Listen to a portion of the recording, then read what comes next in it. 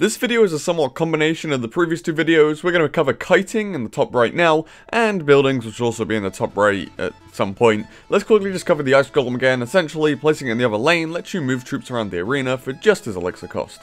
Okay, great, real basic. But how else can we do this? P.E.K.K.A. is like a very big counter to Hog, so if your opponent uses it, then you have a great opportunity to play the Hog Rider. Once it comes onto your side, wait for it to travel up 3 tiles and then attack with the Hog Rider. You can add some DPS here to actually kill the P.E.K.K.A. for cheap and keep your unit alive. This works with all building targets that aren't very slow. For the most part, this will get you a positive trade and a lot of damage. One of the best cards to do something like this with is the Giant Goblin. That's because he moves at a medium speed and has DPS built into him.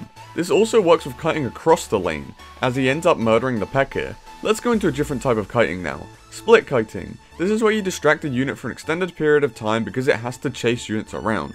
This works best with splash units, because they usually kill a swarm really quickly. A great example is Mega Knight on top of Gang. Because of his jump, some of the gobs will run off and then come backwards to keep the Mega Knight in both tower ranges. It also works with other swarms and other splash units, but it's a good skill overall to learn because the 2 tower range is OP.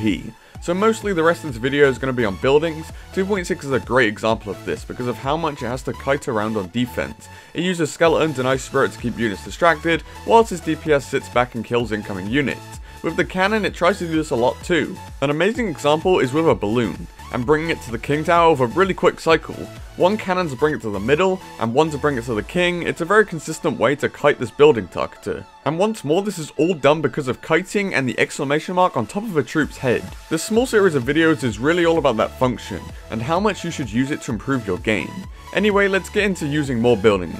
Tombstone is a weird one because of the skeletons inside of it. You can place a tombstone below the actual pulling range, because the skeletons will pull said unit into the tombstone. This is sort of like a chain effect. It's great on defense because all of this chaining will end up making the unit coming in being hit by the tower whilst it's just walking.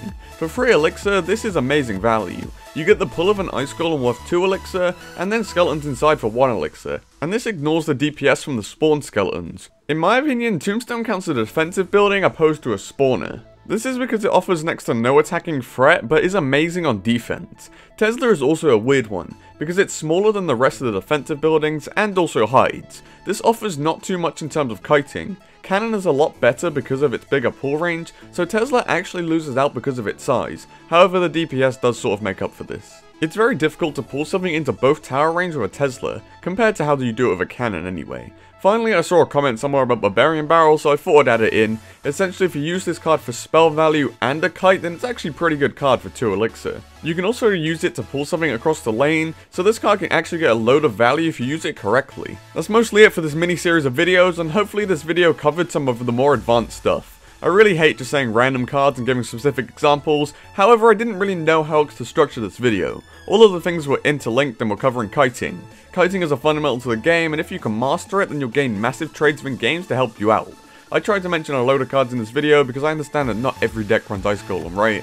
All of these cards provide somewhat of a kiting role in decks and can give you that sweet value. I hope you all learned something or just enjoyed a 2-part series on this channel. Once more, thanks for watching and subscribing, etc. Assuming you've already subscribed. And apart from that, peace.